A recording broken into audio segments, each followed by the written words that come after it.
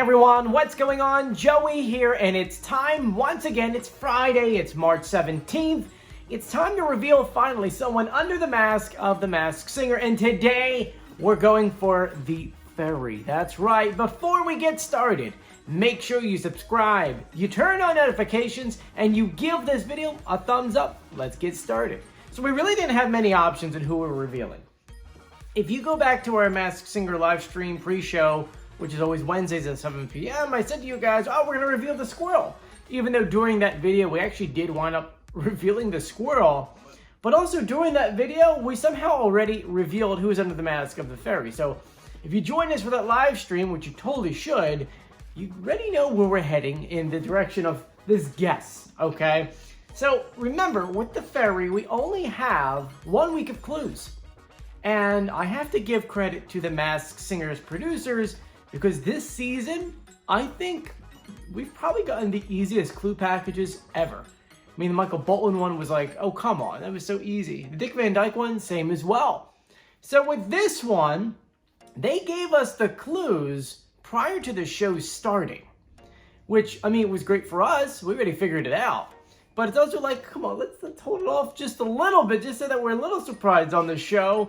But when it comes to the fairy, we got 1 week of clues, so let's go over the clues they gave us. They gave us the clue package, we had some extra clues, and then the visual clues. So this is what the fairy said during her clue package. Making my debut on Sesame Street night made me feel at home-ish, because I grew up in these streets. That right there is a big clue. Some would say I'm a bit of a Nepo fairy. I mean, while other kids had allowances, I made my pocket money charging the neighborhood kids to come over and see my dad just hanging out at home. So, this means that she comes from a father who potentially was famous for something, and people would come to her house. So, kind of clues there. But I definitely could have taken a more direct route to fame, like some of the friends I grew up with, meaning that she went to school with some famous people, but I chose a more divergent path, prioritizing my education and traveling the world. But eventually, my desire led me back to the limelight of Tinseltown. I guess work office wasn't for me. I got to pursue 2 of my loves, singing and acting. Okay, in the clue package, we saw a lot of different things. Cleaning, a badge, money, panther, basketball, Christmas tree, and rubber ducky, which I think rubber ducky is a really clever clue.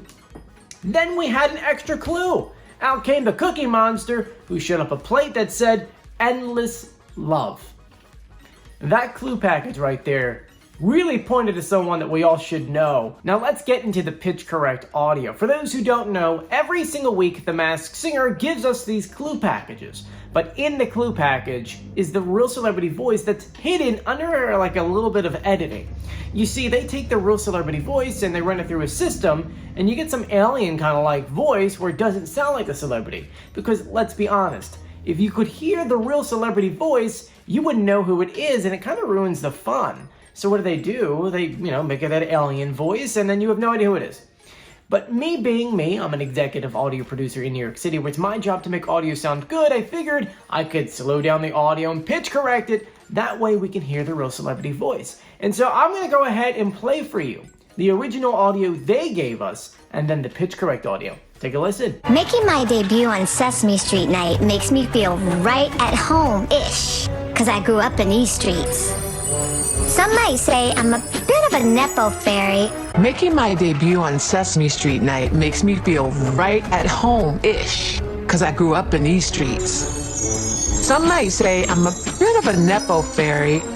I mean, while other kids had allowances, I made my pocket money charging the neighborhood kids to come over and see my dad just hanging out at home. I definitely could have taken a more direct route to fame, like some of the friends I grew up with. So who do you think that is? Let me know in the comments section. I'm going to tell you my guess. Holly Robinson Pete. I'm telling you, hands down, it's her. We're going to compare the pitch correct audio and then a little bit of a singing that she has. Because remember that when she was, we'll talk about later, when she was traveling, she sang a lot. And then when she came to Hollywood, she did a lot of acting and did some singing. She was Diana Ross at one point. And so I'm going to go ahead and compare those voices for you. Take a listen. Making my debut on Sesame Street night makes me feel right at home. Just really, it's a holiday, but it's not a religious holiday. It's Well, I broke a heart for someone like you. It's all I dream about. I just wanna go. Hands down, that sounds like her. But let's go ahead and answer these clues. The first one is she grew up in these streets. She's not talking about growing up on the streets of Philadelphia, which is where she did grow up from. She's talking about Sesame Street. Because as the next clue is, we're talking about her famous dad, her dad was on Sesame Street. So she did grow up on Sesame Street, the streets. Which also second clue is a famous dad. Yeah, her father was really big on Sesame Street. So yes, kids would want to come over and see her father because he was on a kids show. Talking about her she could have done a more direct route into fame. She actually finished her degree. She got a degree in French and then psychology, then went over to Europe. And actually she was in Paris, she was in many different countries before eventually coming back to the States and getting involved with acting. Good for her, by the way. I think that's great. The visual clues. The cleaning. Well, we do know that on her show, which is on Oprah's Own, she does a lot of cleaning. And there was a whole episode dedicated to them just cleaning the house. So she's definitely cleaning a lot. Next was a badge. She was a regular in the series of 21 Jump Street. I had no idea. That was actually new to me. I had no idea that she was in there. We saw the Panther. She's married to Carolina Panthers quarterback Rodney Peete. Kind of makes sense there. Basketball, she starred in that show, Hanging with Mr. Cooper. And that whole series is about a basketball coach and basketball in general. It's a basketball themed show. We saw the Christmas tree. If you haven't seen Hallmark movies, I mean, come on. She's in a lot of Christmas movies for the Hallmark Channel. And lastly, the rubber ducky. Well, she was in Howard the Duck. Some good clues right there. The extra clue, which was Endless Love. Kind of mentioned it earlier. Endless Love was the biggest song of Diana Ross, and she played Diana Ross and did a great job at it too. So those are all the clues. That's the pitch correct audio. We compared everything.